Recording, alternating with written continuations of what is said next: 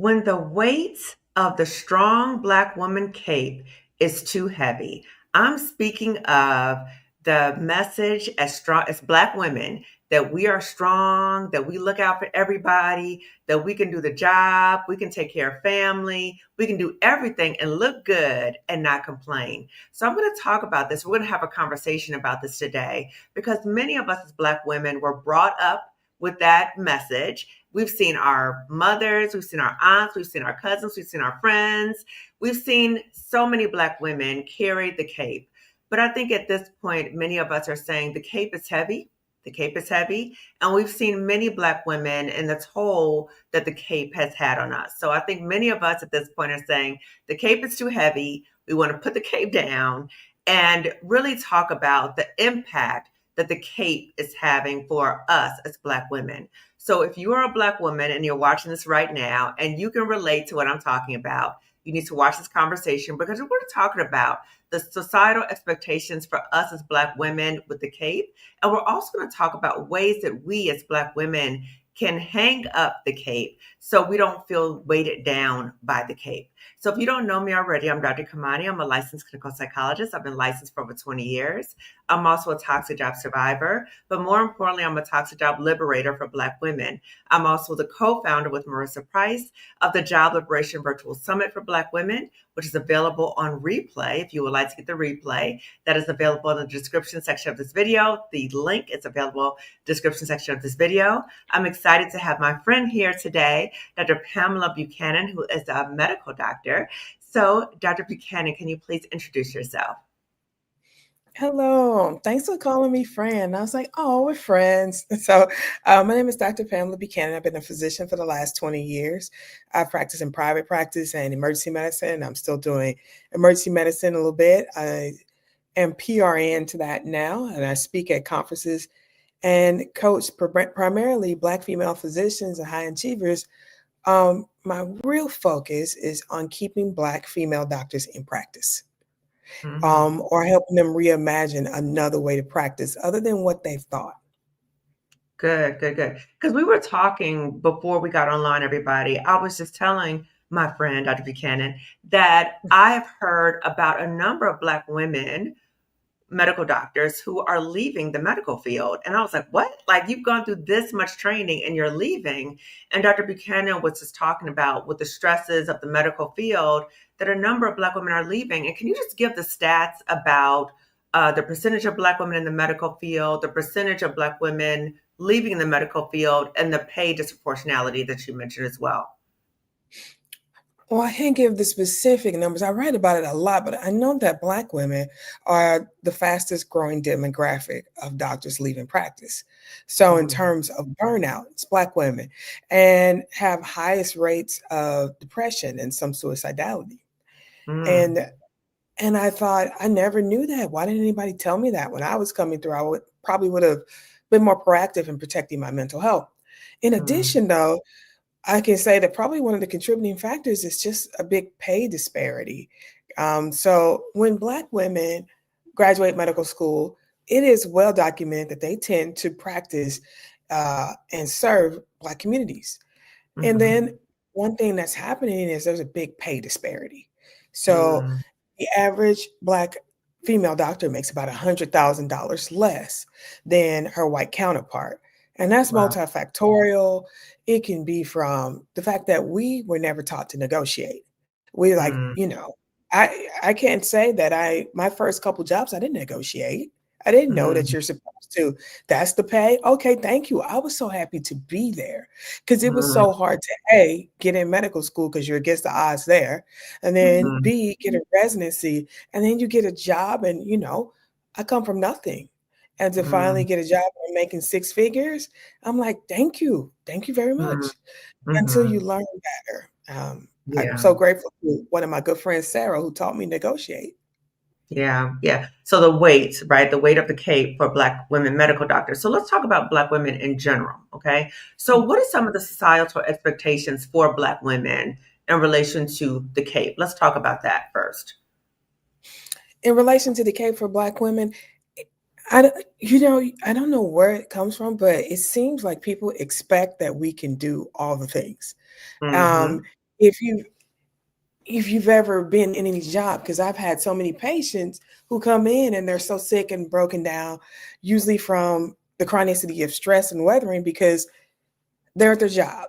They do Mhm. probably twice as many projects as someone Mhm. else. So I'll go with the example of a Black doctor. You're Mhm. seeing more patients. Probably one of my best friends is a great example. She's seeing more patients, and she came back from maternity leave early, What? because Wow. yeah, she came back early. She was afraid that she might lose her spot, her What? practice. Yeah. Oh, yeah. Mhm. And I know that's legal, but when you're out for maternity leave, there's a calculation for getting paid when you're in primary care.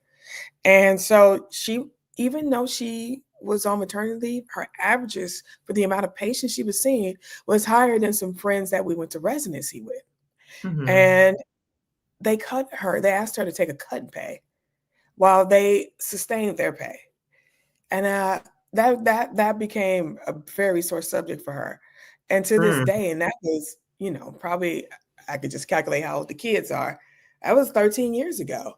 Mm. And just they expect her to see these patients, as many patients as a person who has not birthed any being from their body, and Mhm. then take less pay. Wow. So those types of things. So, and also like in households, the inequitable, management of household duties. So I work a Mhm. full-time job and come home and cook and clean and take Mm. care of the children as well. And Mhm. a lot of partners, because Big Mama did it, expected that we Mm. can do that until Mhm. we are learn to be more vocal and find our voices and just say simply, honey, can you do the laundry?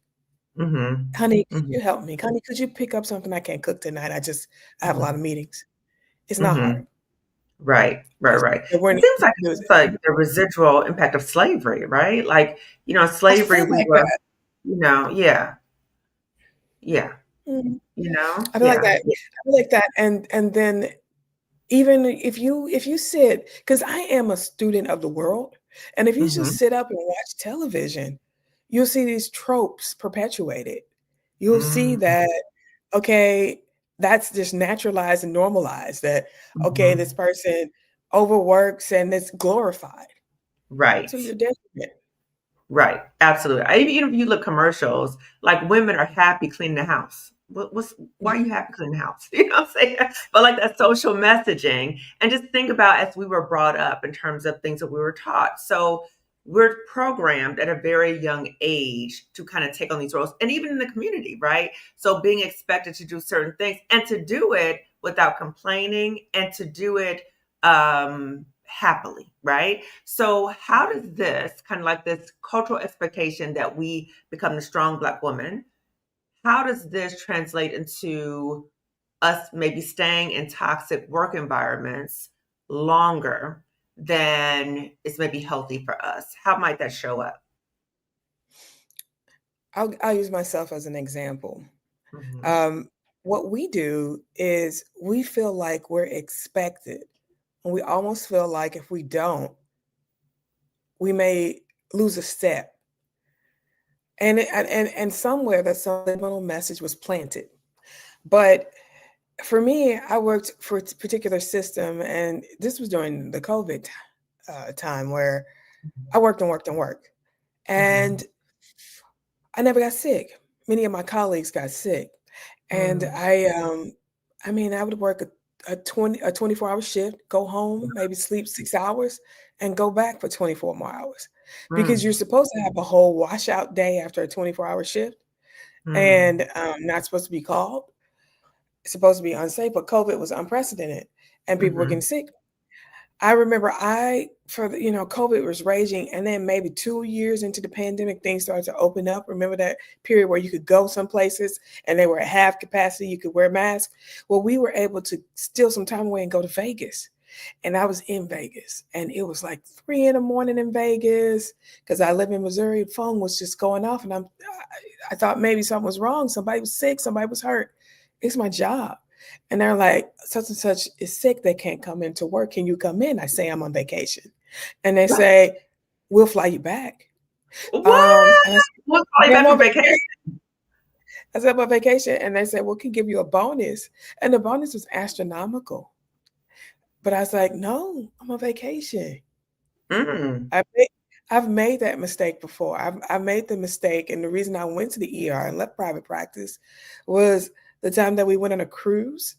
And my family was just furious at me because I took my laptop with me. I needed to finish notes. I remember it was the end of the month. It was May.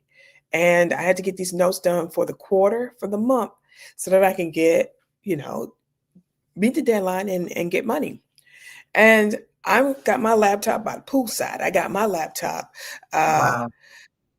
as we're on the cruise, and it's the Bon Voyage party because I wanted to get the last bit of internet before we got into the ocean. And I'm typing, and my daughter and my son are like, "Mom, come to the party upstairs. Auntie and everybody's gonna be up there. It's gonna be fun. I'll be up there. I'll be up there." I never made it. I still Oh trying to my type up God. these notes. Wow. And for the first couple of days of the cruise, they were so mad at me. You can't get that time back. They barely Yeah. talked to me. I finally made it right, but I'm not doing that anymore. Right, right, right. Well, that's an example of when we talk about toxic jobs, how it spills over to our personal lives. And many times we might think, oh no, well, I'm there, I'm physically present, but you're not really, really present. So one of the ways that it can keep you there longer is, oh, I can handle it. I'll just take the work with me. I can manage it. I can multitask. But no, you really can't. So that's one way, is that we lie to ourselves and think we can multitask. What are some of the other ways that maybe this strong Black woman trope, right? The cape may keep us there longer at these toxic jobs. We do things like volunteer for our stuff on top of the stuff that we already have. Like Mm, you have a full-time load as a physician, but you volunteer to be on the infectious disease committee to help make company policy. Free labor, mhm, you don't get anything for it. mhm, You do things like that. So you can appear because you in the back of your mind, you have this trope like, I need to make sure that they know that I mhm. deserve to be here. You're Right, already there. You do a right, great job. You don't have to overwork. They're not. They're mhm. underworking. Right, right. You're overworking, and then these other people who I call mediocre at best, they sliding by. And then the other part, what I've noticed, Dr. Buchanan, is in the workplace, often Black women are tasked to do the harder assignments, like you mentioned. We're often tasked to pick up the slack of other people who are, as they say, failing forward. But we keep doing because we're thinking, okay, if I work really, really hard, they're going to see the work I'm doing. I'm going to get the recognition, the promotion, and stuff like that. And many times this doesn't happen. And then we get disappointed. And I think that keeps us stuck too, because we're waiting for some type of external validation that doesn't come. There's something else I'm wondering that I want to ask you about, right? Something I hear from a lot of Black women, and something that I am guilty of myself, is that when I was at that toxic job, one of the things that kept me there longer was this mindset of, you're not going to run me out of here. You're not going to run me out of here. I'm a strong woman. I'm going to fight you, right? I'm going to fight. I'm a strong, I'm not weak. I'm not a punk, right? That whole mentality, which is ties into that strong Black women, stereotype. So let's talk about ways that might keep us at a toxic job, even though we are being harmed. Like, I knew I was being harmed. I knew it. But I was like, oh, no, no, no. You're not going to win this game, right? But I'm the biggest loser. And so when we're being harmed, we're the ones who's losing. Our family's losing. But yet we stay because of this mentality that I'm a strong Black woman and these people are not going to run me out of here and I'm not weak, right? That you don't want to counter that stereotype. Exactly. And that was how I was in private practice. I had a abysmal partner, and they did some things that were just so overtly racist. And the Mm, staff would complain. It was object toxicity. I mm. mean, things like dancing after Trump won. I'm like, Oh. I did not do the Obama dance when Obama won because I was, you know, I did it at home. I didn't do it at work. Just those types of things, and saying things that would just, that's wrong. I don't even want to Mhm, speak them.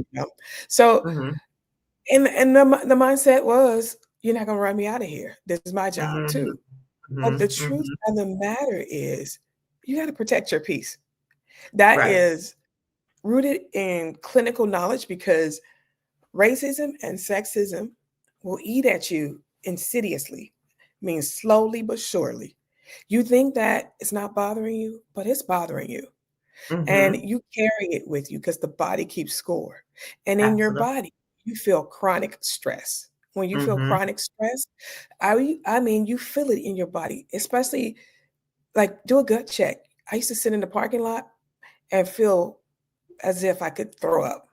Mm. And um, and then it would be heavy to walk in and Mm. just carry that all day. And that And cortisol math is all day. all day. Your cortisol, on top of having to do a job that's hard. I'm a doctor. Mm-hmm. That's not an easy job. So I got to figure Mm-hmm. out life and death on top of dealing with all this other stuff. And Mm-hmm. what happens is the cortisol is so high all the time, it will cause you to put on weight. And you're like, what is this? You look in the mirror, this flippy flop pudginess is coming, and you're like, what happened? All of a sudden, got this whole tire around your midsection. That's cortisol. That cortisol is only supposed to be high when you being chased by a bear or something like that. Mm-hmm. You got to run away from something, but you got chronic cortisol elevated because your life Mm. seems like something's trying to get you all Because day you are long. under attack. Yeah. Right. You feel like something's trying to get Mm-hmm. you all day long. And so Mm-hmm. there's that. And then the other stress hormone that goes up is adrenaline, the kind of Mm-hmm. hormone that's supposed to be up. And this helps you do things like run faster and jump faster and when you need to get out of an emergency. And so it's up and your blood pressure's up, which will Mm. strain your heart and leads to heart disease. So just Mm. that kind of thing, it weighs on your body. And so thinking like something's not going to get me out of here. Well, if they're not going to run you out of there of your own will, they're going to take you out on a stretcher. And Ooh, so yeah. you need to leave that job because there's so many jobs. And when I talk to Black women, especially like when they're thinking off of one toxic situation, I don't want to be in medicine anymore. Girl, there's a million jobs right now. There's a physician shortage. The estimates that 40% of doctors left after COVID. It is if you're a doctor, it's a good time right now. If your job is not treating you right, because I've done it, be like, you know what? Goodbye and good night. I will go somewhere Mm. else. Mm. And it's really that easy. You have to open up your mind. My phone does not stop ringing. Can you do Mm. this job? Can you do that job? Can you listen? This last job offer I got a few days ago.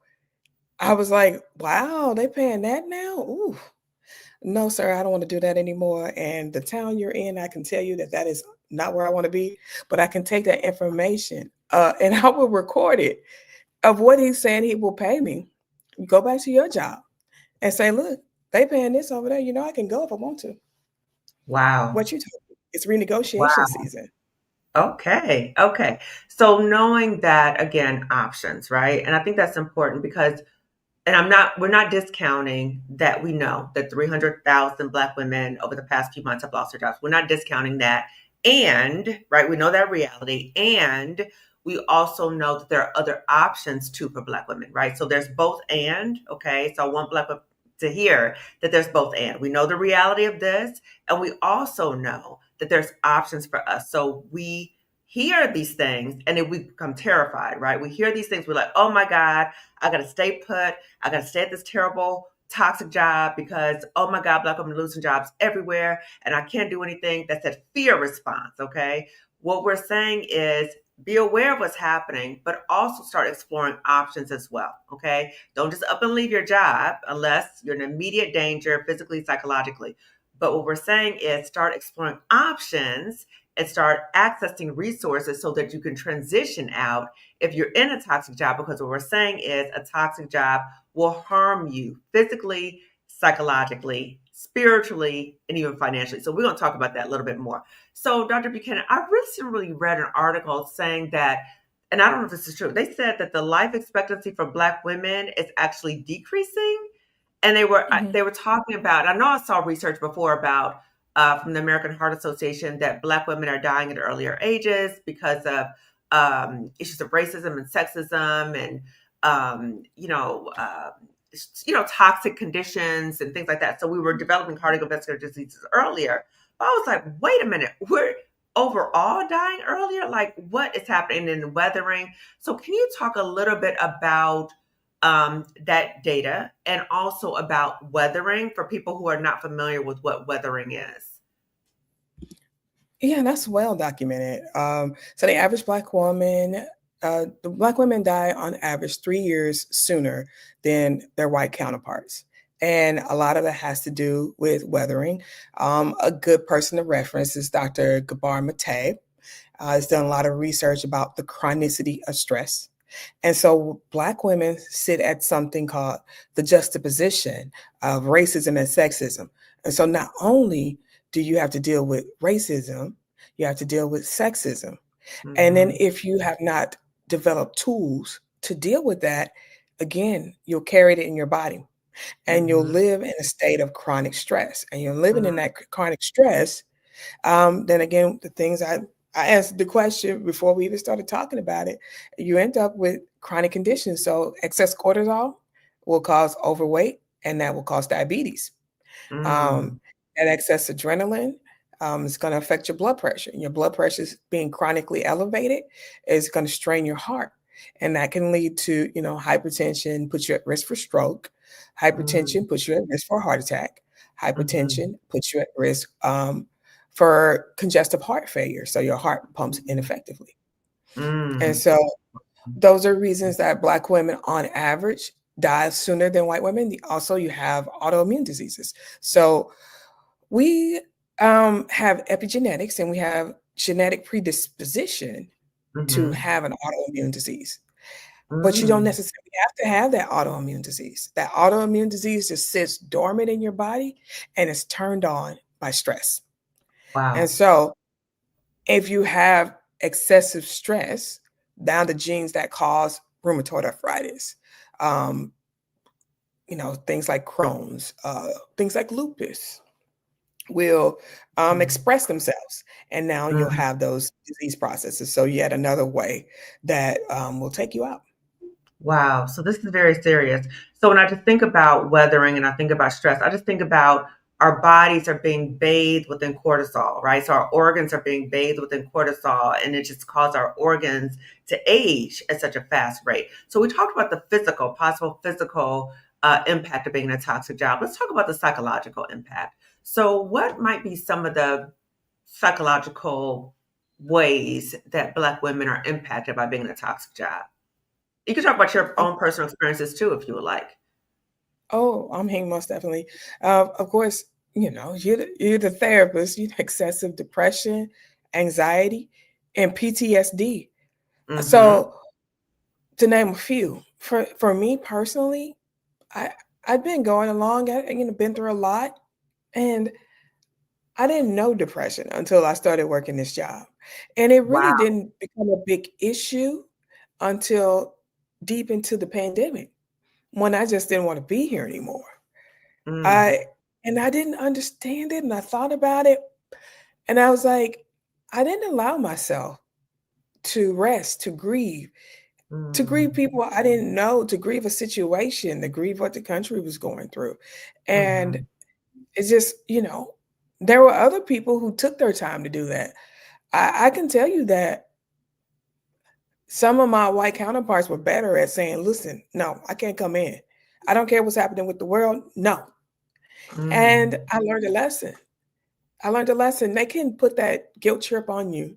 But in the end of the day, if I weren't here, the world would go on and someone would do that job. And Mhm. so, no is a complete sentence. Like, I will come on this live for you because we're friends, but generally, Sunday is my no day. And on Mhm. Sunday, I don't do nothing. Can you? Mhm. Before you even ask, it's a no. I don't answer a medical question. I don't go to work. I go to church. I go home. It's a no. Right. And it's something I had to learn. But for me, the biggest thing was depression. I got myself together. And if I didn't have money, I don't know where I would be because I had to pay out of pocket. Mhm. My insurance didn't cover it. And Wow. the people it did cover, I didn't vibe with, and you gotta vibe with your therapist. You gotta. Absolutely. Absolutely. Absolutely. And it's Yeah. an investment sometimes, So right? So yeah, think about yeah, therapy. Yeah. yeah, and Mhm. the other thing is, PTSD. Just last Mm, night. So over this weekend, Florida has is going to be the first country, not first country. They seem like a whole nother country because they don't I know, seem right? like part of it. They do, Oh right? my God. Yes, they do. Oh, not even talk about it. I feel it in my body. I'm gonna have to do some work on that. But they are going to stop the mandate of vaccines at their schools. Right. Oh my Okay, gosh, yeah. but listen to that. That brings such fear in my body because our vaccines, each one that we have, generally speaking, we think about the major vaccines, the ones that's on the child schedule, polio, tetanus. Those are diseases that if you come in with that, I got nothing for you. If you come Mm, in with polio, I don't have a good treatment. As a matter of fact, I'm not equipped to treat it. Are any of my colleagues because we've never seen it. We'd have to wow. go we'd have to go deep into some books and try and figure out how to do this because it's been nearly eradicated. I hear Wow. stories from older doctors about Haemophilus influenza B. They said, "Oh, that was horrible when the kids would come in with epiglottitis. It was so sad. Young kids, you're lucky that you don't have to see that." And I'm like, wow, that whooping cough, when people cough, I don't want to be at a job where I have to hear that. We got nothing for it. So Mm, they so people don't want to get those vaccines. And even measles. So you think measles is just a rash, and most people will do fine with measles, but the mhm, vulnerable won't. So vaccines help little babies for the most part.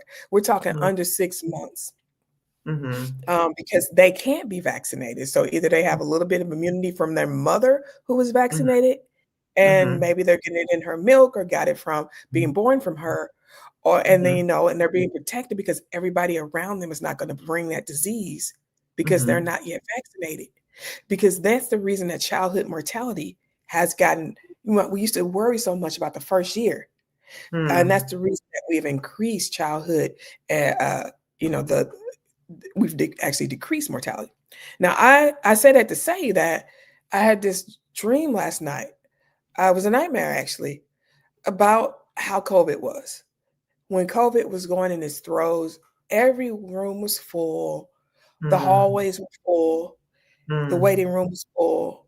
There was so much noise. All the machines were beeping all the time because somebody was mm, always at that stage of about to die. mm, Um, and even cold and flu season. So now I'm at a point in my career where I don't have to work much at all. So mm, I try to work as little as possible during cold and flu season because mhm. it triggers me and reminds me of COVID. Wow. And so that most definitely is PTSD. Yeah. At work, when I'm working, the machines that alarm, I ask the nurse to turn it down because when it's too loud, Mhm. it triggers me. Now Yeah. I need to Yeah. hear it. I need to know to go into the room, Right. but I cannot that noise. Yeah, yeah. It's very important to be aware of your triggers. And again, Dr. Buchanan, thank you so much for telling your story. Very vulnerable in telling your story. And I think that the more we talk about our stories, I think it's so healing for you, but it also helps other Black women who might be similar situations or they can see themselves in you. And I think as a Black community, that we don't talk enough about issues in relation to having thoughts of suicide and the timing too, because it's Suicide Prevention Month also. And I just want to just briefly say that for anyone, if you're experiencing suicide thoughts, that there's emergency procedures for that. So go to your nearest emergency room. You can call 911 and let them know this is a mental health emergency. You can also you can call or text 988, which is the National Suicide Prevention Lifeline number. It's available 24 hours a day, 7 days a week. Okay. So again, thank you for sharing that. So when we think about these experiences, right, Dr. Buchanan, um, is there a financial impact as well? Because we talked about the physical impact, the psychological impact. Let's throw in, might there be a spiritual impact of staying at a toxic job? And might there be a financial impact? So again, go back to my other experience, my personal experience. The financial impact of staying at a job is that no job loves you. Understand that. They can say, "Oh, we're so glad you're here." Listen, you got to leave and change and go to different departments. Let people recruit you. Let Mhm. do your good job and be poached. Because if I'd stayed at the same job that I started, man, I don't know if I'd even be making nowhere near what I made when I worked full time. Nowhere near. Every Mhm. time I left, I leveled up. Every time I left, I demanded more. And Mhm. that's something that we are not taught. Again, a colleague taught me how to do that. Because you leverage it. You let your other job know that, hey, I'm leaving. You let the job know as you go, and this is what I'm making, meet it or beat it. Mhm. And negotiate it. So yes, there's a financial aspect to just staying in a particular place, thinking that that is what you need to do. And that's on the just the road money side. But let's Mhm. talk about your health, okay? Mm. Because being unhealthy is financially draining as well. It's expensive to have diabetes. It's expensive to have high blood pressure. It's expensive once your heart starts to give out and you have heart failure. And guess what? It's Mm. expensive to have depression that seems resistant, but it's the Mhm. chronicity of you going to this toxic place that keeps making it worse. It's Right. expensive. Right. And right, I didn't even think about it that way, that it's expensive. And I think about like retail therapy. So sometimes we try to self-medicate with, I'm so miserable at this job. Let me buy some new shoes. I'm so miserable at Mm. this job, but I'm gonna look good. I'm really look good. And then we go into debt, trying to look really good as we're masking, but we're getting more and more debt. Then we got to feel like we got to stay at the job because now the credit card bill is higher, right? But it's self-defeating. And then when I think about the spiritual toll, I remember when I was at the toxic job that, like, logically I was trying to make sense of what was happening to me, right?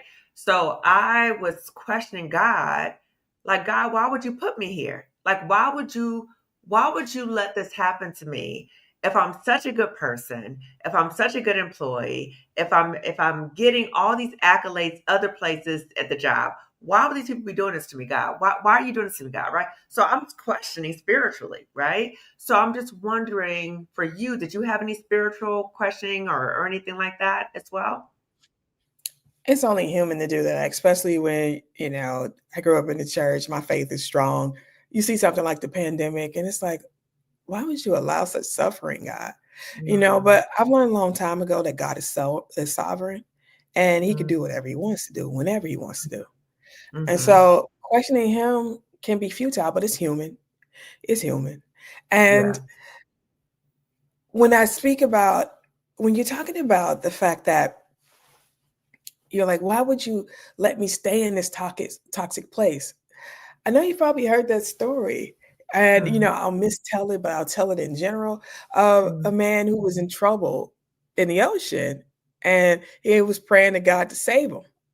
And then a person comes by with a boat and he's like, no, I'm waiting for God to save me.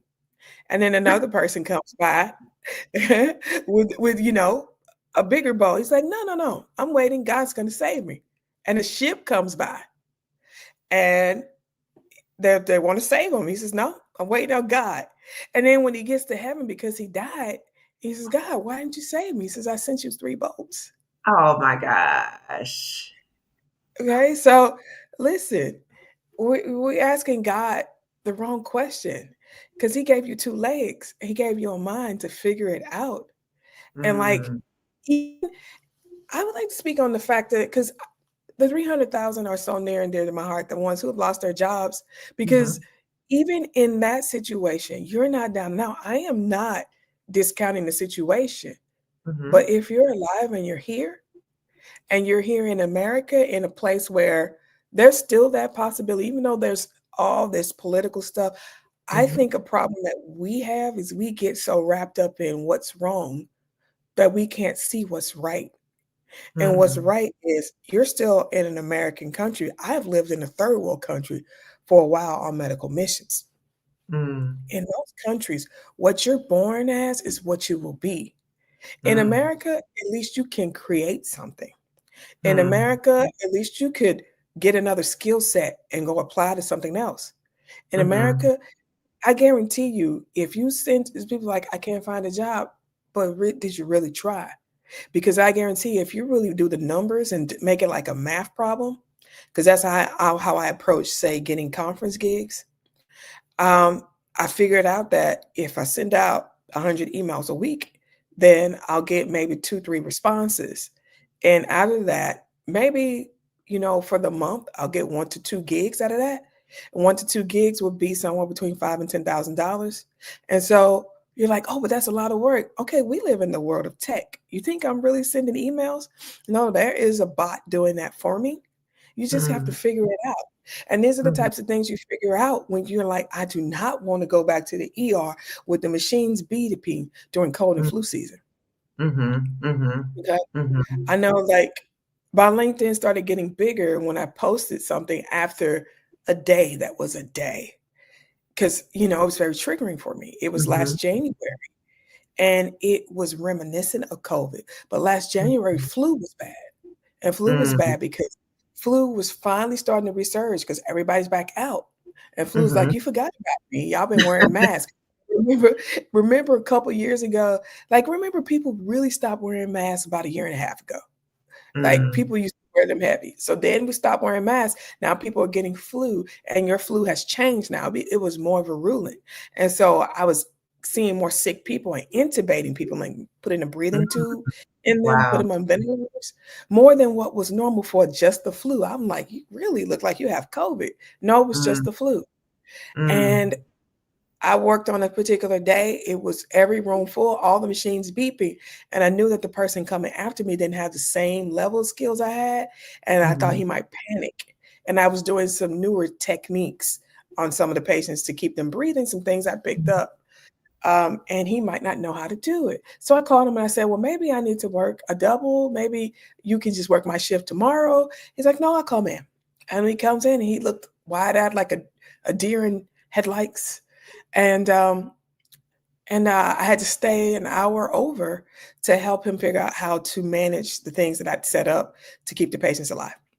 mhm, And also, he didn't like sewing up children. So this kid had a laceration across the neck, and I wanted to make mhm, sure it was done right. So I stayed to do that.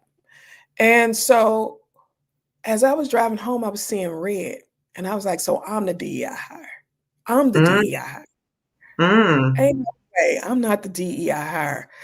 You can be just draped in all your mediocrity. I was like, if I had done that, if I come to the hospital, it's busy like that, and I didn't know how to manage the drips, put a central line in, or sew up a child without making a big deal out of it, uh, I'll guarantee you the administration will be talking to me. The director, right, they might even report me to the board, but I'm right, the DI. right. And see, Okay. that's the thing that trips us up, right? As Black women, is it's this fine line because as Black women, right, we've been told we got to work twice as hard to get half as much. As Black people, we've been told that, right? So as Black women, as we come into the workplace, we have the strong Black woman cape in the workplace, outside and home, in the community, all that, right?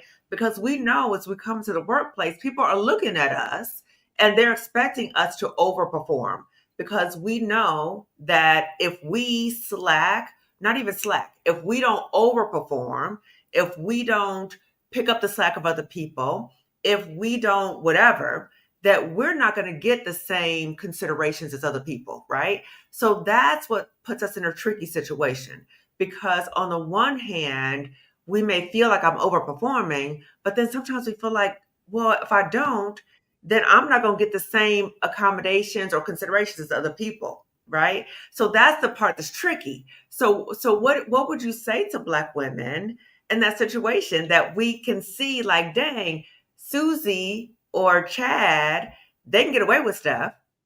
I can't get away with that. Okay. Even if I'm doing my job at a high level, but I can't do what Susie and Chad is doing. I can't do what they're doing. And I gotta pick up their slack. So what do we do in these situations where the expectation is that we have to maintain the cape in these workplaces? Um, I feel like that we need to learn that that job is not the end all to be all. I don't care what job it is. And what I teach female physicians is that we all need to have a side hustle. We all need to have something that is independent of the hospital. You are a whole doctor. I know it even goes for nurses too. because Mhm. I work mainly in the healthcare space with when I'm Mhm. when I'm coaching and helping people. That degree, that medicine you have, it's worth $1 million. It's worth more than that. And you can do so many other things if you weren't so dependent on the corporate structure of the guaranteed money of the hospital. And so while Mhm. you stand at that job, then instead of watching Netflix, take those 2 extra hours and work on your own thing. That's Mm. how I that's how I started off. I was just working on something else because I'm like, this can't be life. This Mhm. cannot be life. And by doing that, and now you have choices because financial freedom is a form of protest. Okay. It's a liberator. It's a liberator. So you don't got to take it. No ish. Not in your marriage. You ain't got to stay for somebody beating on you because I got my own. Not in the Mm. job. You want to talk to me sideways. Okay. You want to treat me crazy? Okay. I remember the time when I made this determination. It was the time when, like last time I was here and we were Mm. talking, it was the time where I was called digger doctor at work. Right. So I'm working Crazy. during the pandemic. Yeah, I'm working during the pandemic. And this guy had COVID. I mean, he was just the stereotype of what you think of when you think about real white. Uh, I mean, I want to use proper terms, but you know, he was that guy when Mhm. think stereotypical. And Mhm. he came in and he couldn't breathe. He had COVID. And I come in with his diet, I'm in a good mood. I'm cheery. Hi, I'm Dr. Buchanan. Listen, I've got your test results and your tests are positive COVID. I don't have COVID. You have COVID. I said, no, sir. And I'm being professional too. I'm like, because I'm like, this can't be life. I'm being professional. And I said, no, sir, you have COVID. He says, you have COVID. And I was like, you know what? I'm not going to go round and round with this. It's foolish. I said, sir, the treatment is, and blah, blah, blah. And then he says because he didn't even bother to get off the phone. He said to whomever was on the other end, the nigger doctor said, I got COVID. And I was Wow. like, huh. It didn't Woo. phase me. The Woo. rooms were full. It was COVID. And the nurses were like, and I was like, y'all calm down. Because Mm. what's sad is not the first time. It probably won't be the last time. Wow. Right? Wow. Right? That's deep. And so I treated him. And he couldn't breathe. I mean, that's what his breathing was like. And by the Wow. time I got through treating him, he was leaving to go to be admitted to the floor. And he said, I normally don't talk like that. I'm sorry, that's not me. That's what he said. He says, that's not me. And I said, that's absolutely you. Do better. And in our hospital system in the rural part of America, in Missouri, there's me, and then there's a block doctor who's on the floor. She's the hospitalist. Uh. He went up to the floor and he told her the same thing. He called her a nigger as well. Oh. She called me. She's like, Pam, what did you send me up here? And she's one to go off. I mean, she was going off. Okay. And I was like, girl, I knew he wasn't gonna change because he told me that he was gonna do better. Girl. Wow. And so, Wow. those types of things, they weigh on your mental capacity. And that's when I knew on that day, I was like, I want to be in a predicament where I ain't got to take this ish. Yeah. Uh, Yeah. you know, so so I had made a lot of money during the pandemic because when my good friend who taught me how to negotiate, when they called me, know Mhm. this, they paid. And the Mm. average ER shift, in one shift you might make. I was making two and three, sometimes $5,000 more than what you make in an average shift. Wow. Wow. And I want to put up what you stated because it was a quotable. And my friend Colette Elizabeth noted here financial freedom is a form of protest. That is golden. That is golden. So you talked about that obnoxious racist person in terms of an example of more overt experiences that happen in the workplace. But last time you were here, we also talked more in terms of microaggressions, right? So those death by 1,000 paper cuts, right? Mhm. Can you talk about how microaggressions are a form of chronic stressors that Black women may experience in the workplace? So those microaggressions can come, and this is like the big whammy for a Black woman. They can come in the form of sexism and racism. Mhm. Like, for instance, just this past week, it got me to the core. I posted on LinkedIn, but there was a person that came in, his thumb was on backwards, meaning that he had dislocated it badly. It was Oh. bad. And the nurse was freaking out because he dislocated and they thought the bone was coming out. But Ooh. it really was just the fat. And so when I go and I'm like, oh, that's light work. I can fix that, no problem. Because they're all freaking out. I'm like, no. Um, my background is coming from an urban setting where, people always had horrific injuries. So out there in the Mhm. country, what they thought was serious, I was like, eh. And so I gave him pain medicine and he felt better. And after that, he said, thanks, hon.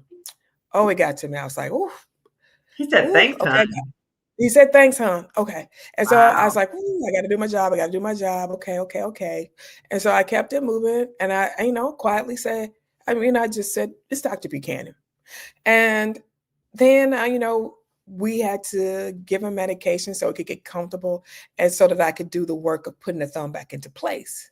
And once I put the thumb back into place, he says, "Oh, that was great. Thanks so much, hon." I was like, "It's Oh, he did Dr. it again? Buchanan." Again, Wow. I sewed his wound up and it looked, very good because I've been doing this for a while. He's like, "Hon, you did a great job. Thank you so much." And that's when I had to say, "Listen to me, sir. You got to put some respect on my at that finish.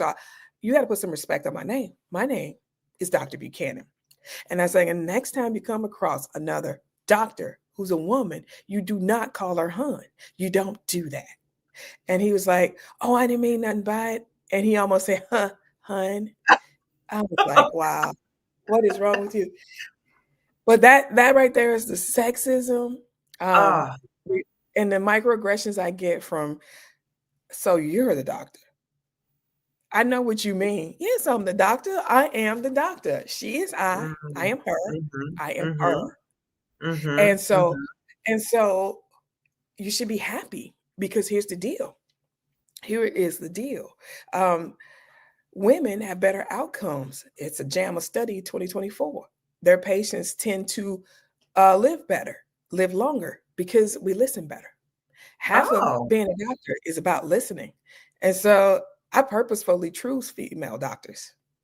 I mean, I've noticed in my own personal life that my female doctors are more sensitive, like do things like warm the speculum up before the pap smear versus putting something Mhm, cold and hard in my body. mhm, Just mhm, different sensitivities like that. mhm, And mhm, when those microaggressions come, because I mhm, do, I teach people about this because this is part of stress. And I'm a stress management expert. You can't mhm, let them go. You can't just mm, let it be. You must voice your opinion. You must correct it. You must call it out.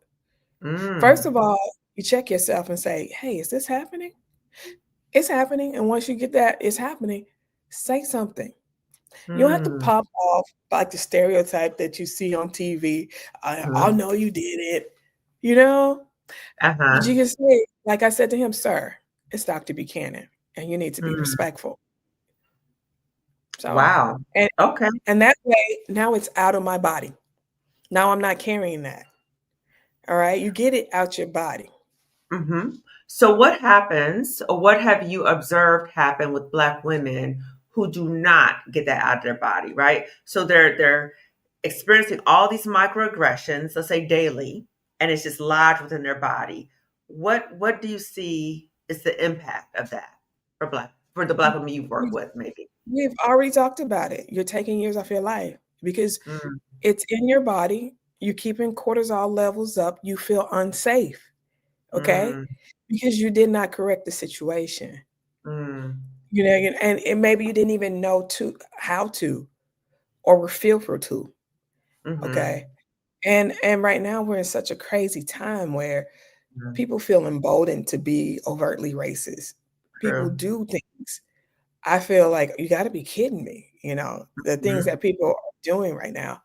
But mhm, calmly, when you come from a place of the educated person you are and you state what is a true statement, Like, for instance, you could say, I don't feel comfortable when you touch my hair. And Mm, it is my personal space. And so you won't do that again.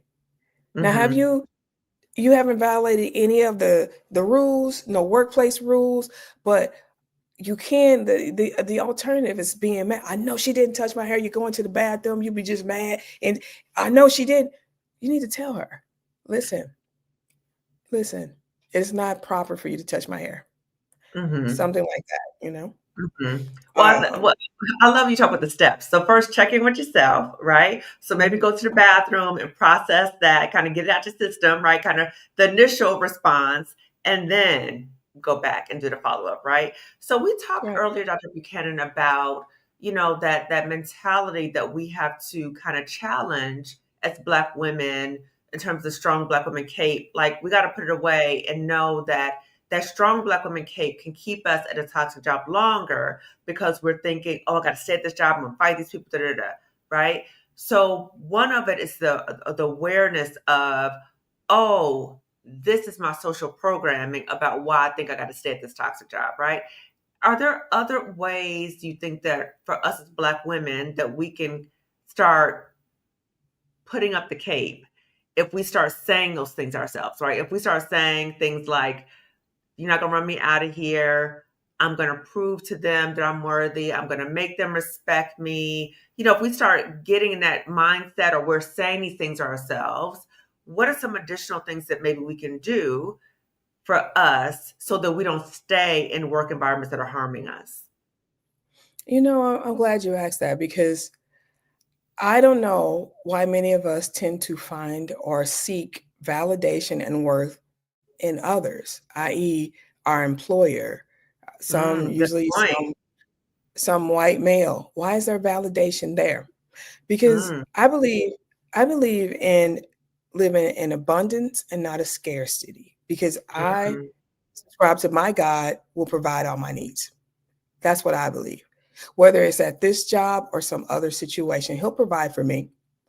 And so, and I know that he doesn't want me in a situation that's not safe for me.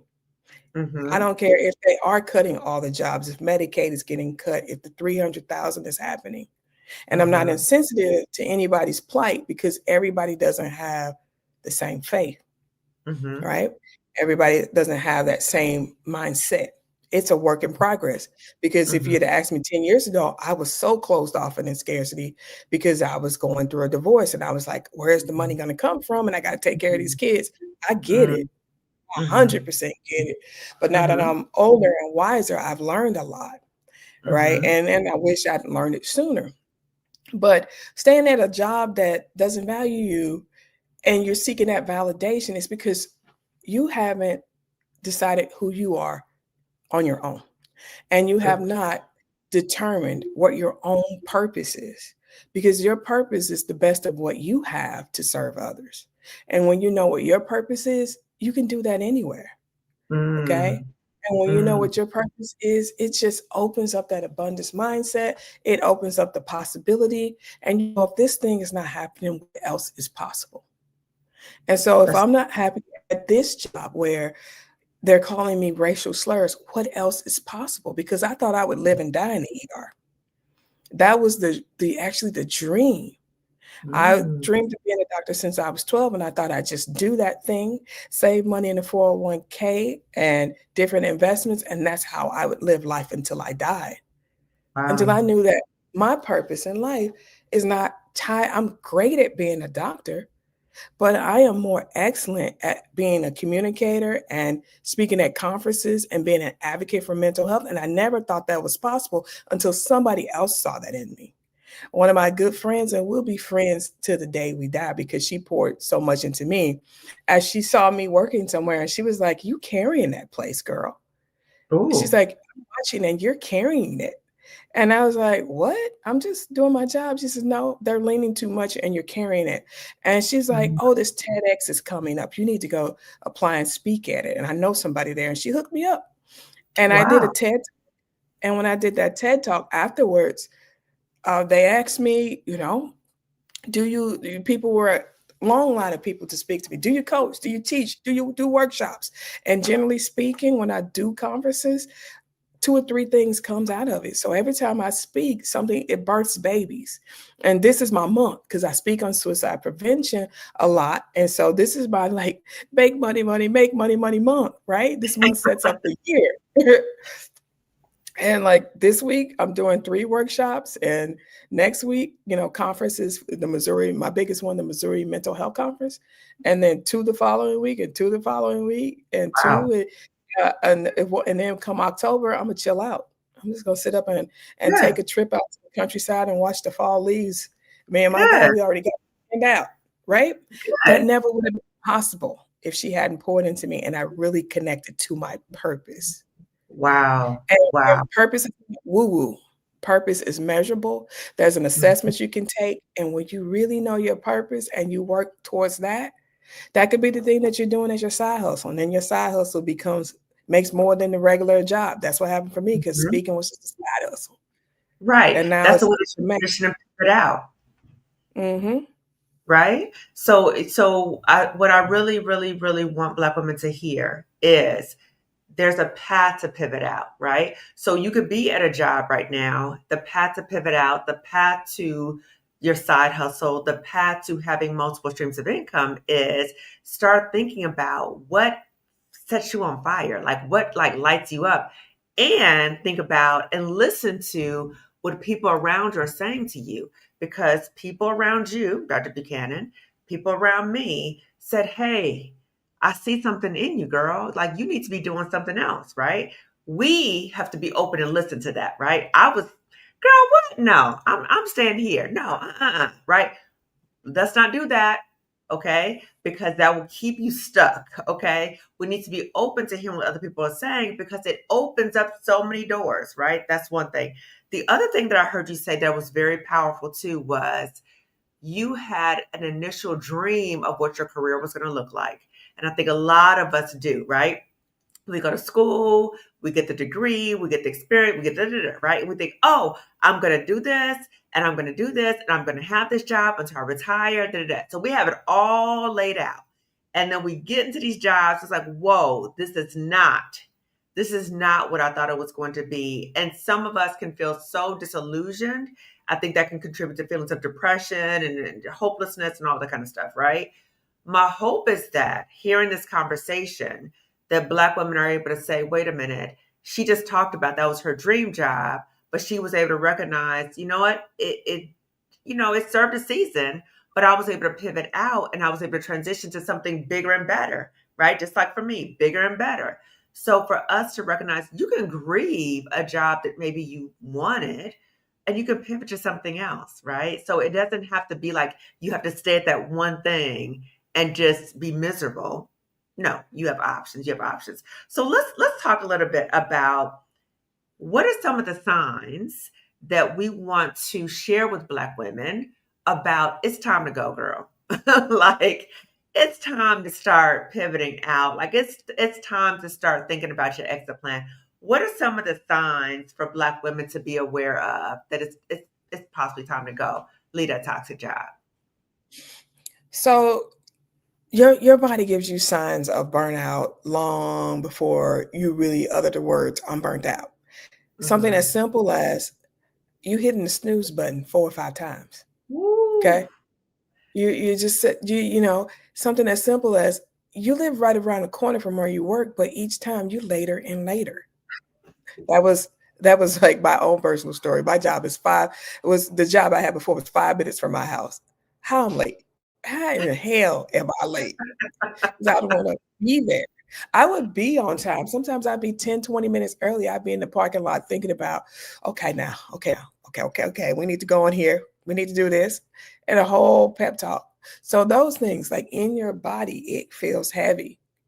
Okay. You're doing little small things to try and self-sabotage out of this particular job, right?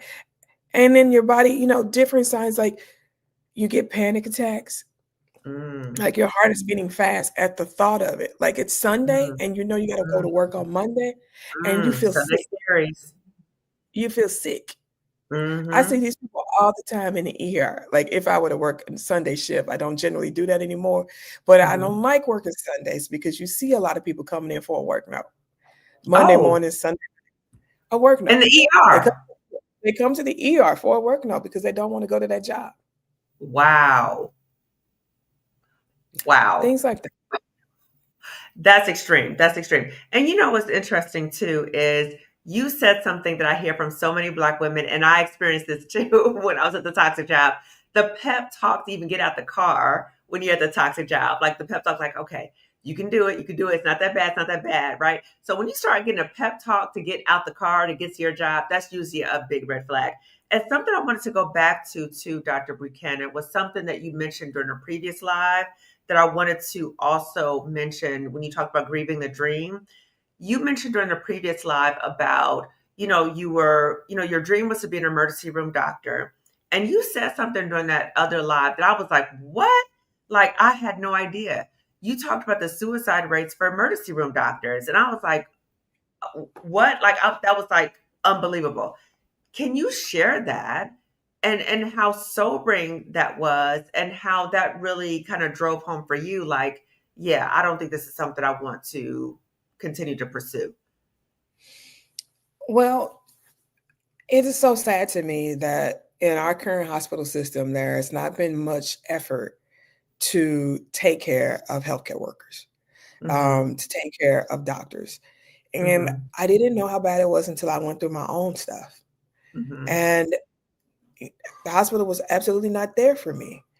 There's a poster, there's a hotline, but there should be an immersive type of situation.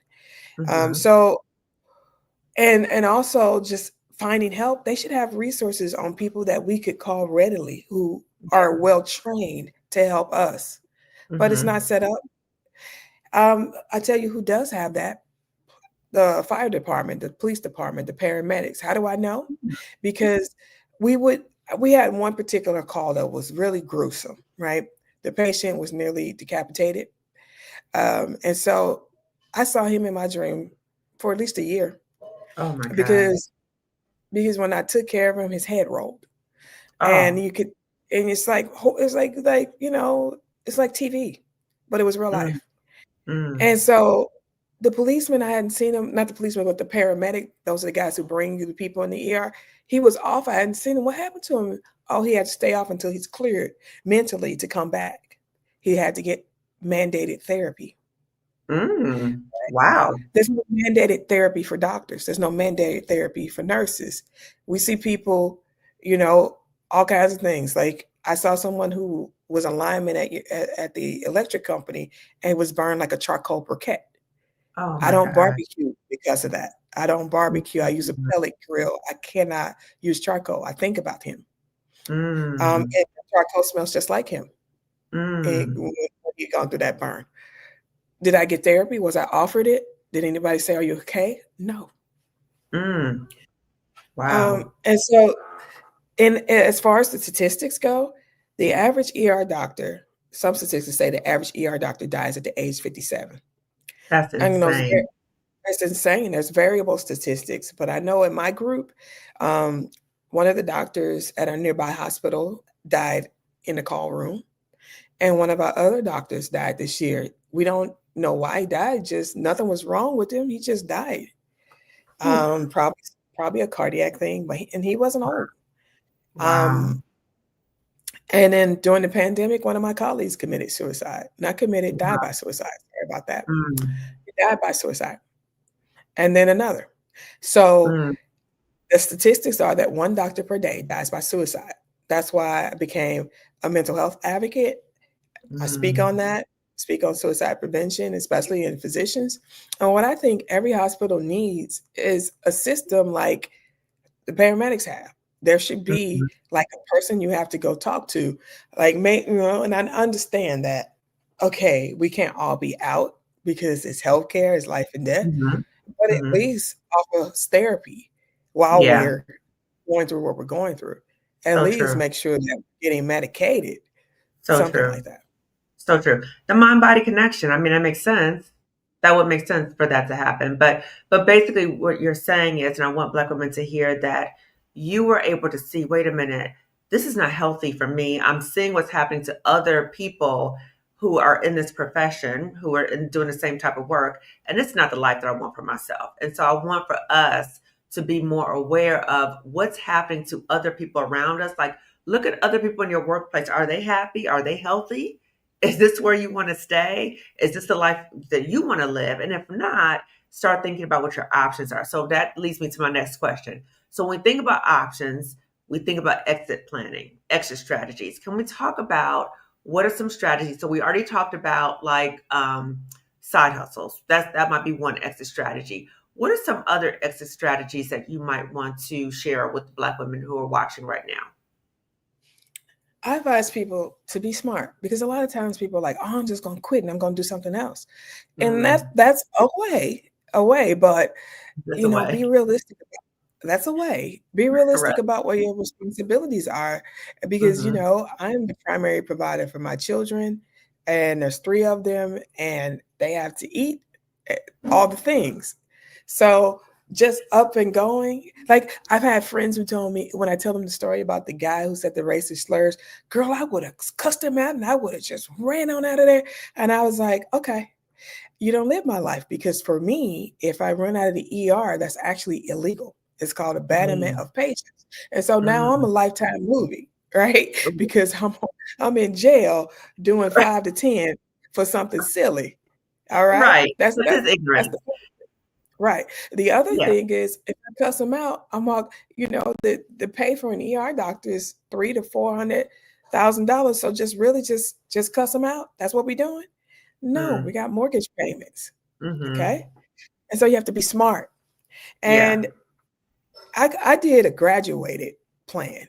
And so I went, down from, to three-fourths time to halftime. And now I'm PRN. Mm. And quite frankly, the PRN is for the relevancy so that I can stay relevant in medicine for the other things that I do that are associated with medicine. Okay. Okay. So you kind of just scaled it down. And then you Mhm. ramped up the other things you were doing. Uh-huh. So here's what I thought.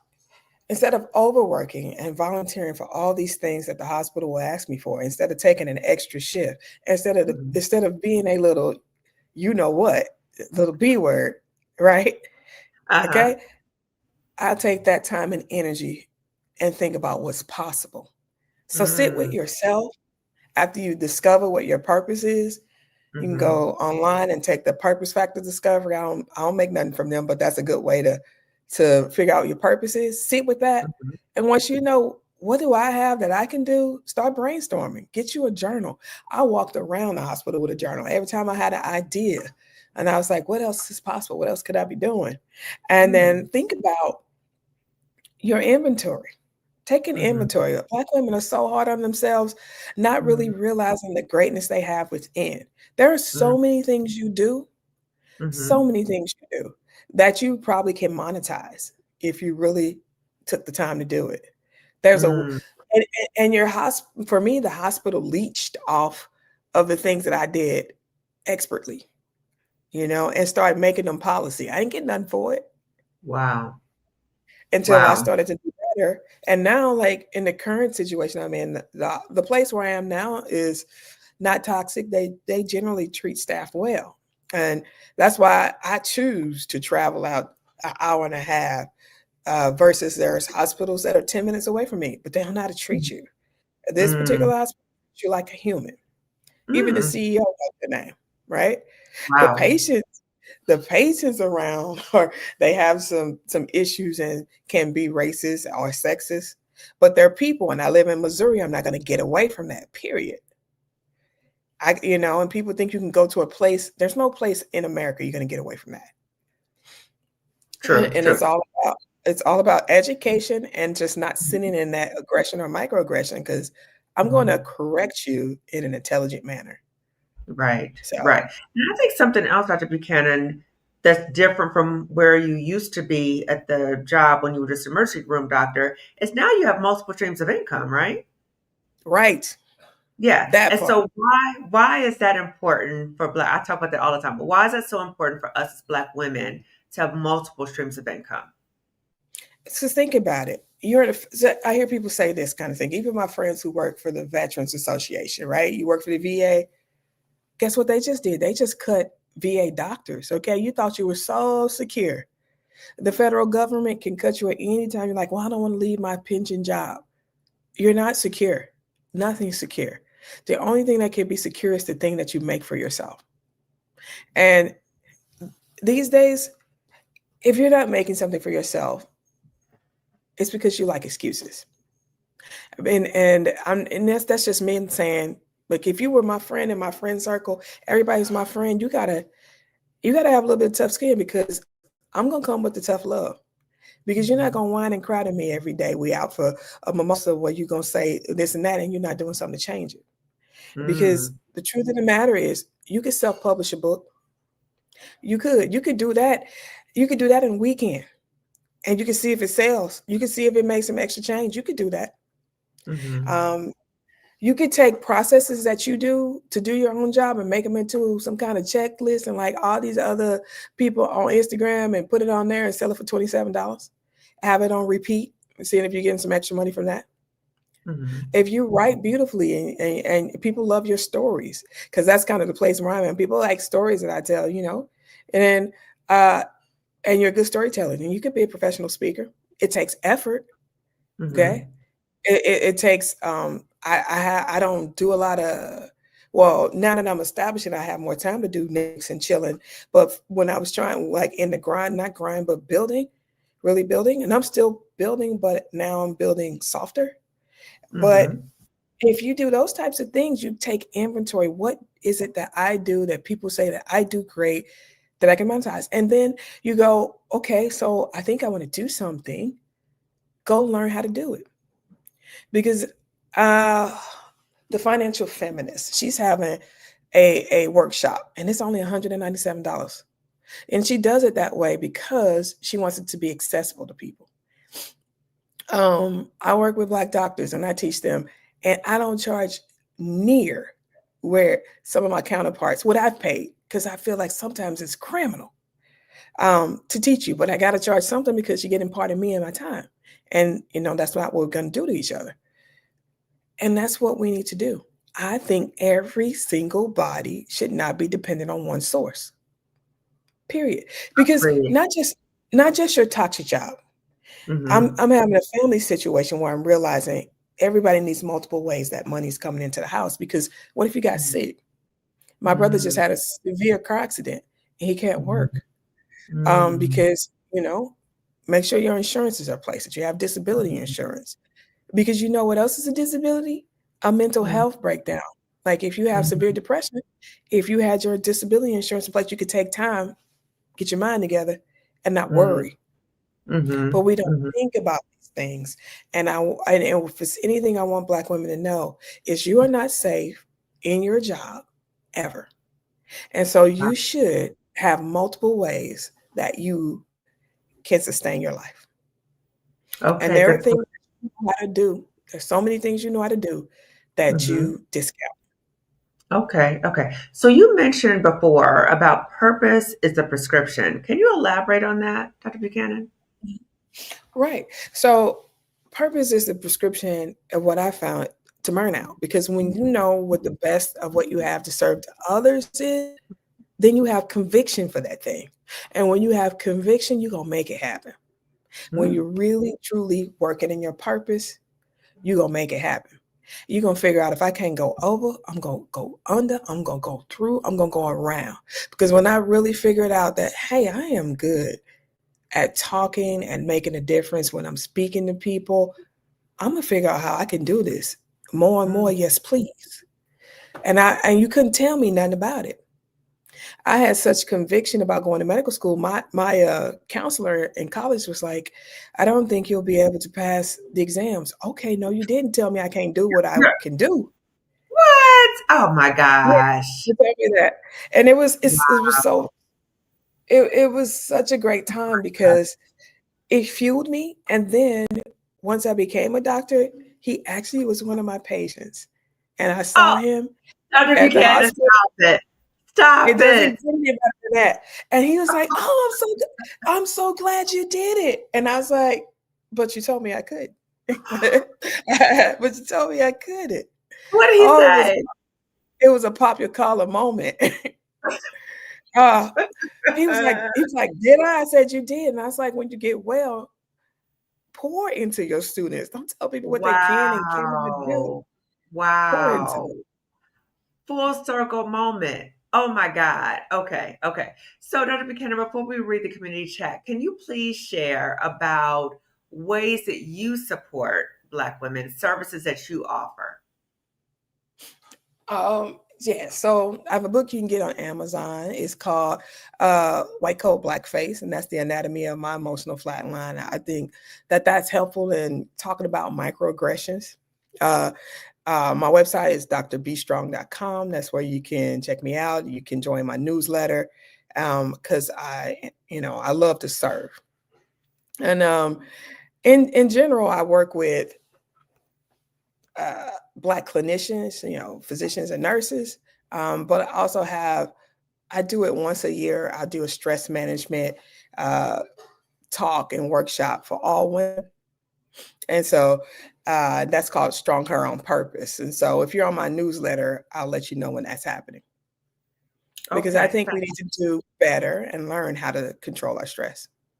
Agreed. Agreed. So I'll have all her information in the description section of this video on YouTube. Now I didn't have your book. Now I had to tell us more about your book. Tell us more about your Oh, book. so, kind of a lot of the stories that we've just been talking about, just going through how I've dealt with the different microaggressions, how I've dealt with the overt aggressions of Hmm. being a physician and Mhm. all the racism and sexism in medicine, and how I've learned to not carry that in my body. Um, because you talk about the job is not going to run me out of here. My thought process is this job is not going to kill me. And Ooh. it's not I going love to. the reframe. I love that. So can you say that again, please? To people in the back. We talk about like you're not going to run me out of this job. Well, this job is not going to kill me. Right. Okay, living and Right. dying by a job, and I see people so concerned about just take a visualization and imagine yourself either on your deathbed or either in some laid up on your back and you can't move. Because I'm thinking in Mhm. particular of my brother who had a car accident to where Mhm. it's damaged his spinal cord. Mhm. Are you worried about that job at that point? Are Mm. you really what's more important is are you happy? Mhm. Do Mhm. you are you well? Do you have your Mhm. health? So are you doing what you really want to do? And don't get me wrong, hear me out. You have to do what you have to do what you want to do. And so a lot of times people are like, I'm just gonna quit this job. This is not serving me. You got to do what you have to do what you want to do. So You can't true. get past that part. So true. So true. And it might be temporary, right? So you may have to do certain things temporarily to get to a certain Mhm. point. But keep in mind it's temporary. And the reason I say that is because sometimes we feel like, I'm throwing my life away or I'm stuck. No, you're not stuck. It might be something temporarily. So even if you think about I got to leave this toxic job. Maybe I got to get a bridge job, but maybe the bridge job is a way to get you out of the toxic job so you get to something else. Okay. But what we're saying is that there's always options, but sometimes you may have to pivot to something different until you get to where you want to get to. Okay. But just keep that in mind. So yeah, we love that quote. This job is not going to kill me. We absolutely love that. That is priceless. That is priceless. So, ladies, we're going to read the community chat and then we're going to start winding down. Hello, Cynthia. Hello, Colette. I haven't subscribed to the Black Woman description over 20 years. Congratulations. Excellent. Escape the cape. Yes, I love that. Hello, everyone. Here to support. The cape is a form of emotional and societal gaslighting. Agreed. Greetings from South Florida. Hello. Something is trying to get us. LOL. Just got here. Hello. Hello. When I was in grad school, I announced to several Black sisters that I didn't claim the title of strong Black woman. These sisters got furious with me and stopped speaking to me. They embraced it. Wow. Can we talk about the backlash? That's interesting, right? So sometimes I guess because I've heard, even at that toxic job, people are like, oh, you're so strong, you're so strong. And I was like, don't keep saying that to me because that's an excuse for you to keep dumping stuff on me. Like I never embraced that. Like that was something I was proud of. But can you talk about kind of the backlash that we might get if we say, I reject this, I reject the cape, right? Can we talk a little bit about that? And it's not like you said, I'm a weak Black woman. You're Right. just saying that, yes, I'm strong and I'm a woman and I am Black. Okay? To me, they're all interdependent. Don't make it into one big trope, strong Black Right. woman, because we know the connotation associated with it. And so the backlash is that that conditioning, Right. that you are so strong, that's why we give you all the work. You are Keep so dumping on me. strong, Keep dumping. that's why we expect more of you. I Yes. cause I can recall a time at my job working in the ER. Okay. Nobody's coming for me if I break down and cry. Cause Hmm. I had a colleague and it was busy in the hospital and she was like, oh my God. She just went into the closet, the supply closet room and broke down and was crying. I get it. And then our colleagues, our white male colleagues were like, okay, well, I can pick up a little bit. Let me see a few more extra patients than you. Just take it easy. I'm sorry you're going through. I'm like, let that happen me. What is wrong with her? What is she, you know?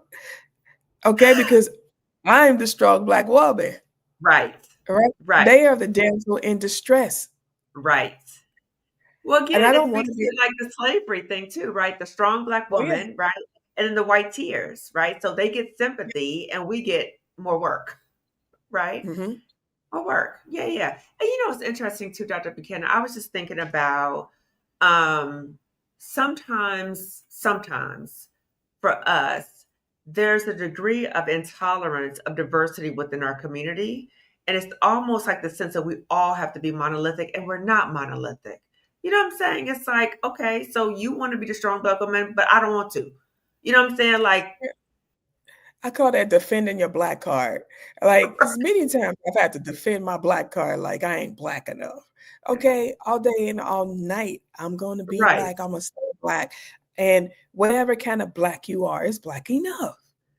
Black is Okay? black. Right. Right. Right. And why I got to defend that to you?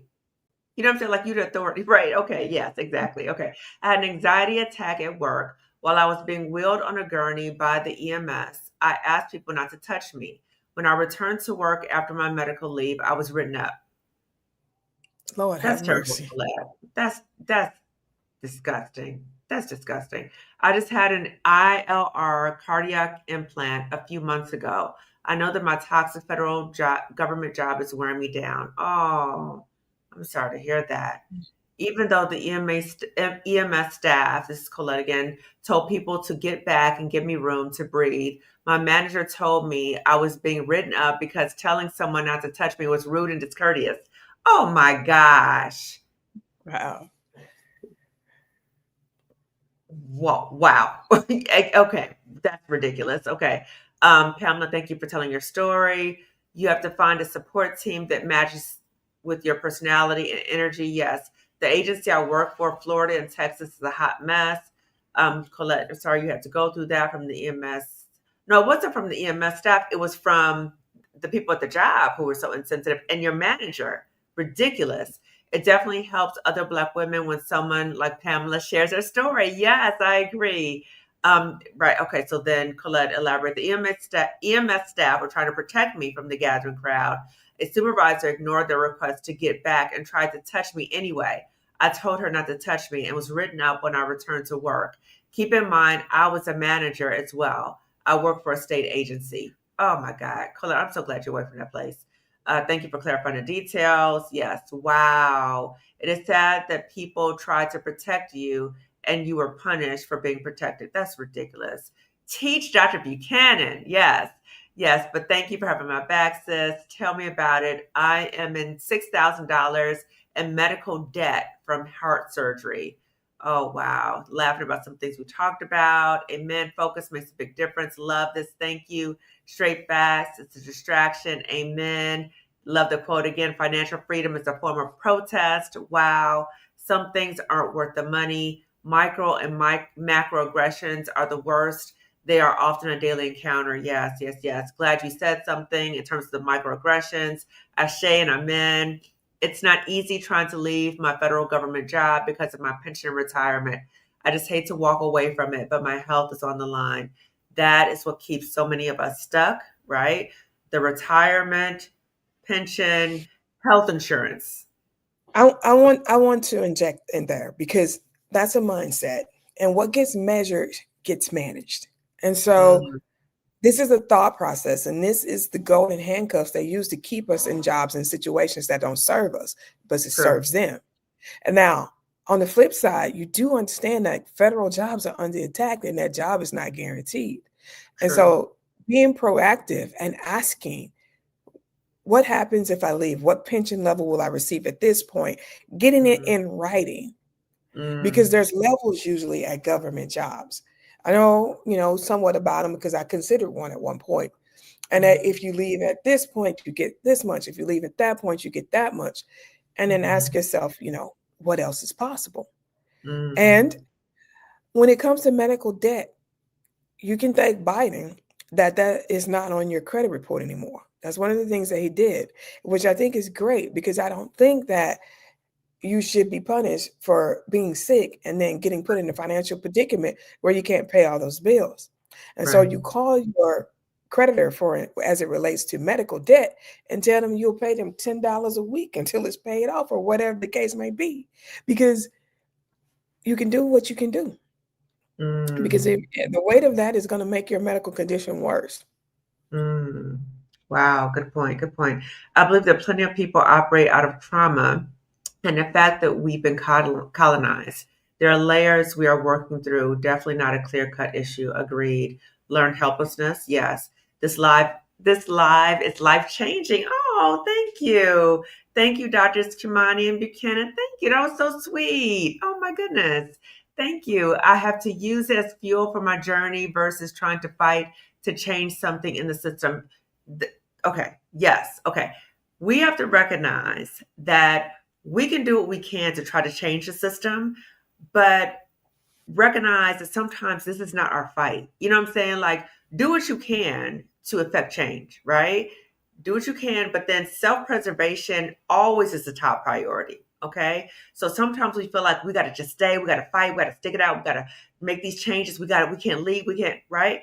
But at the same time, we have to think about at what cost to us, at what cost to us, at what cost to our family. What do you have to say about that, Dr. Buchanan? In terms of what? Like Well, staying sometimes at how these. we feel like we have to stay. Like I've heard this. This is something I hear from a lot of Black women, and this, oh my God, this is particularly from Black women in leadership positions, right? I will hear Mhm. them say some version of, "This job is killing me. I hate it here. I'm getting attacked. I hate it, but I have to stay for my team because if I don't stay here and protect my team, then what's going to happen to them?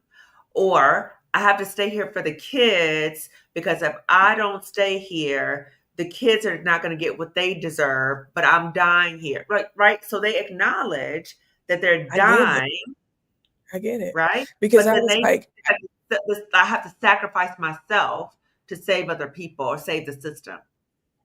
I hear that's that a something I lot. teach about all the time. That's the oxygen mask principle. Because you got to put your oxygen mask on first when you're on the airplane. And they Mhm, say, in the event of an emergency, and your oxygen mask come down, put yours on first before you put it mhm, on small children or the elderly. And you think, I got to mhm. protect my babies. Well, if you're dead, then the Right. babies get nothing.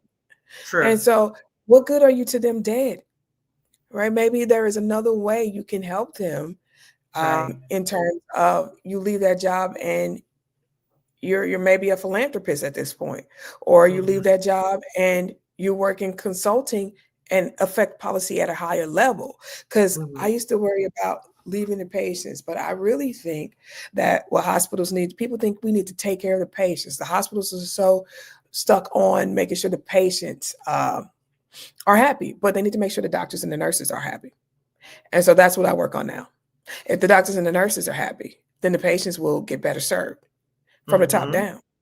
Mm-hmm. So Mm-hmm. that's what I think about that. Take care of you first. Agreed. Okay. Facts being 5 to 10 minutes away and still late. I shaking my head. I know it's time. I'm extremely close to the mark, and my mind and body know it, right? What about this one? I hear this one too a lot. I am 5 years away from retirement. I am 2 years away from retirement. I don't want to walk away. I'm so close, but I'm dying, right? Or I'm hanging on. I'm hanging by a string, but I got X amount of time. I'm almost there. I can't walk away. What about that one? I hear that a lot. I get that, and I understand, but go in and figure out what your options are because people don't figure out their options. So let's say you're in a job. There's Mm-hmm. probably more than one way to be in that job and still be vested in your retirement. For instance, if Mm-hmm. you're a classroom teacher and you're teaching, one of the unruly classes, you got to ask. Maybe you can go in and ask, hey, I'm nearing retirement. Is there another type of position I can be in? You have not Mm-hmm. because you asked not, right? If you are in medicine and you're like, I'm 2 years away, you might be able to go be the doctor who works on the mammography van, a simpler job, and still get Mm, your pension. You have not because you asked not. You got to be creative I because like that. I get where you're coming from because Mm-hmm. heck, they owe you at this point. Mm-hmm. I used to be the medical director for a car company that people got a pension because they were in a union. And that was a Mm-hmm. hard job, but their Mm-hmm. pension was phenomenal. I would never advise somebody, just leave, let's leave, Mm-hmm. because this pension paid what a lot of people make in salary. Wow. Um, yeah, it's a very good pension. Most when you're in the UAW, the pension is good. And Mm. it is quite foolish when you're about to hit the 30 mark to leave because of whatever. Mm-hmm. Go find out your options. And when I intimately knew their options, I knew that they could take stress leave and still get the pension. I knew that they could go figure out what your options are, talk to the Mm-hmm. HR department, see what kind of Mm-hmm. leaves you can take, and get through those last couple of years. Good. Find out your options. Key, right? Okay. I work from home and be late. It's horrible. Oh my gosh. Okay. This Facts. platform, oh my God. This platform helps me to face going on Mondays and all other days. Oh, thank you, sis. I love that. The pep talk to write reports today when the day's calendar is completely open to do so. Yep, it's time to pivot. To write reports. Got you. Okay. I think I'm still in denial because I'm not working hard enough to get out. Well, this is key, right? So now you have the awareness and now you can start making choices, right? So it's stages. So don't beat yourself up about, oh, all this time. Okay, today's a new day, tomorrow's a new day. You can start making choices, right? And so thank you, Colette, also for putting again about the suicide crisis hotline. 988, available 24 hours a day, 7 days a week. As we mentioned before, let's see, planning to rent out my parents' and grandparents' home during retirement and money invested in a few upgrades is needed, but it will be additional streams of income along with pension. Oh, that's fabulous. Yes. I've been trying to find another job, but it's not coming to fruition yet. I know the guy will open the door when he is ready. He's not only preparing the new position for me, he's preparing for me. Oh, it's not, I don't see where it came. Okay, I know you were continuing that. Well, I'll see what it is. Fax was always advised from start of my career to always keep short and long-term disability insurance. Maybe he wants you to create a position. Was there a site mentioned to look at purpose? Was there a The site purpose mentioned factor. It's a, the it's purpose called the factor? purpose Okay, let factor me put that assessment. down.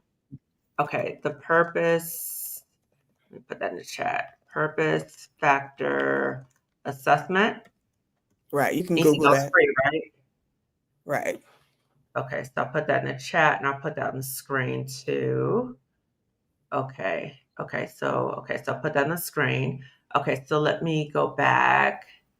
Okay, so I see people are going to order your book. Let's see. Okay. Okay. My kid just got her white coat, got their white coat. Congratulations. Excellent. Congrats. Excellent. Okay. And then this is Dr. Buchanan's information. So you can contact her. Okay. The woman whose child got their white coat will order your book. Again, oh, this is your information about your book. Thank you, Colette. You are on it. I love it. Okay. You're human too. I don't want to have to be strong. I've been told that before, but I'm 55 years old, 56 next month. It's hard to reinvent myself this late in the game. Good point. Okay. Let's Hmm. briefly talk about that because sometimes when we get to be a certain age, particularly 50 and above, we have a perception that it's too late for me, right? Like she's saying, it's too late for me to reinvent myself. Can we talk a little bit about that? That's that is a story that you're telling yourself because there are people who you admire now who started later in life. Even Danny Glover's career as an actor didn't really start to kick off until he was in his 40s. Mm, Um, Jane Eyre, she writes books. I know she's not a black woman, but she didn't start until her latter 40s. So it's a story you tell yourself, and it's just something that has been, I feel like jobs put things subliminally in us so we stay because they mm, need cogs in the wheel. Whether you mm, are a doctor, whether you are a nurse, whether you work as a teacher, or you in corporate America, it is better for society if they have people who will just work like stiffs, mm, okay? Versus people who had abundance mindsets and think about what else is possible. There's so mm, much other things that are possible that you don't even think about because you don't allow yourself to have time to think about it. mm-hmm. And you're never too old because the average life expectancy of in America is 80. Okay, so you're 50, you're 55. There's a lot more living left to do. Yeah, I agree. I agree, sis. Please don't count yourself out, sis. Okay, you can reinvent yourself. Okay, there's always options to pivot. There's Black women on YouTube who talk about this a lot. There's Janice Sutherland. I've interviewed her several times. There's Black women on the internet, 50 and above, talking about living our best lives. So let's not say once we get to a certain age that that's it. You know what I'm saying? We can't reinvent ourselves. That's not true. Okay. Let's see, joyous work, and I'll do mine. I'm not doing both. I feel the same way. I've been working since I was 14. Sister is tired. I hear you, sis. The backlash or side eye is so real, especially when denouncing the strong Black woman trope. Excuse me. Notice this when my mother's generation, older cousins, associates generation. Right. So sometimes older generations might really be like, "What? What are you doing?" Da, da, da. But sometimes we have to kind of walk in silence and maybe not tell them certain things that we're doing. But still, we have to really honor ourselves in terms of what is working best. Like, if we don't want to do certain things, you don't have to broadcast everybody you're not doing certain things because you know you're going to get backlash from them. Okay. Do your work. Okay, we did that. Okay, let's see. Oh, yeah, do your work and do mine. I'm not doing both if I don't get the pay from both. Right. I was in the intelligence community and experienced the same aggressions. Is Black expertise threatening? Absolutely, it is. Yes. So, intimidation, some people who are deeply insecure are threatened by Black brilliance. Yes, that is true. Yes, so that is threatening because it threatens their own sense of their own insecurities, and they perceive that they're going to be found out as being incompetent. So, my dear friend Colette Elizabeth said, watch out for three qualities. Colette, I love this quote. You said insecure, immature, and incompetent, right? Insecure, immature, incompetent. Look out for those qualities. Those people will find you deep, very threatening, and you need to watch out for those people because they will try to take you down, okay? So stand with you. Thank you. Another mistake we make is expecting sympathy and empathy from them. Agreed. Most of them are not capable of such. So true. So true. I wish I was the Powerball winner. I would rather be a silent investor. No, just pay me what you owe, like Riley said. Yes, especially the federal agency that I work for, them. Trump just reversed that. It's now allowed to be under credit. Oh, no. What? Boo hiss. Ugh. I'm sorry to hear that. And should you die, the most your employer will do is send a card and a plant and have you replaced before you are in the ground. So true, so true. Amory Archer, the anti-HR lady, says, why would we kill ourselves for jobs that would not mourn for us at our graves? And she also says that if we die at a job, because we've seen Black women die at jobs, okay? She said that they would not close one day in our honor. So why are we killing ourselves these jobs? So keep that in mind. I just like the freedom my paycheck allows. I like when I was just doing my work. Okay. This, Dr. Kamani, is said a lot in school systems. Teaching the self-sacrifice and burnout is unreal. Yeah, we have to reject that. Okay. And self-preservation, we have to recognize that self-preservation is important. And even when people say, you got to think about this, we got to be around. Just like Dr. Buchanan said, if we're not around, how are we going to help the kids? Okay. So we got to remember that. So everybody, thank you so much for watching. Thank you so much to my friend, Dr. Buchanan, for being my guest again. Any last words, Dr. Buchanan, before we end for today? I invite everybody to take off the cape, and know that you cannot pour from an empty cup. And if you don't take care of you, no one else will. Agreed. Agreed. Okay. So everyone, thank you so much for watching. Again, please subscribe to my channel if you haven't already done so. Turn the notification bell so you know that when I go live. And also please share this video with at least 2 other Black women. So thank you again for watching. I hope that everyone has a great week, and I will see you later. Take care, everyone. Bye-bye. Bye.